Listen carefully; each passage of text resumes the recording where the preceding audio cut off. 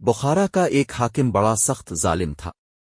ایک دن وہ اپنی سواری پر چلا جا رہا تھا، راستے میں ایک کتا پر نظر پڑا جس کو خارش ہو رہی تھی اور سردی نے اس کو بہت ستار رکھا تھا۔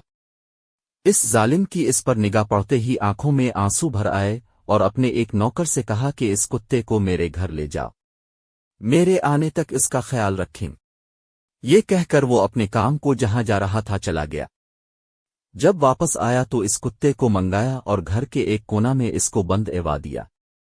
اس کے سامنے ٹکڑا ڈالا، پانی رکھوایا اور اس کے بدن پر تیل ملوا کر ایک کپڑے کی جھول اس کے اوپر ڈلوائی۔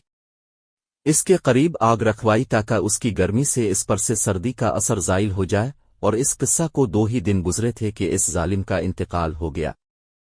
ایک بزرگ نے جو اس کے مظالم اور اس کی حالت سے خوب واقف تھے اس کو خواب میں دیکھا۔ اس سے پوچھا کہ کیا گزری؟ اس نے کہا کہ حق تعالی شانہ نے مجھے اپنے سامنے کھڑا کیا اور فرمایا کہ تو کتا تھا، یعنی کتوں جیسے کام کرتا تھا، انسانوں جیسے کام نہیں کرتا تھا، اس لیے ہم نے بھی ایک کتے ہی کو تجھ کو دے دیا، یعنی اس خارشی کتے کے طفیل تیری بخشش کر دیج، اور میرے ذمہ جو حقوق تھے ان کا خود ادا فرمانے کا ارادہ فرما لیا۔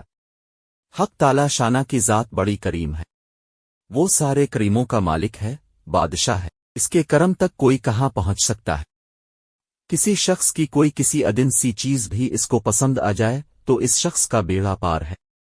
آدمی اس کی خوشنودی کی تلاش میں رہے، نہ معلوم کس کی کیا بات آقا کو پسند آ جائے۔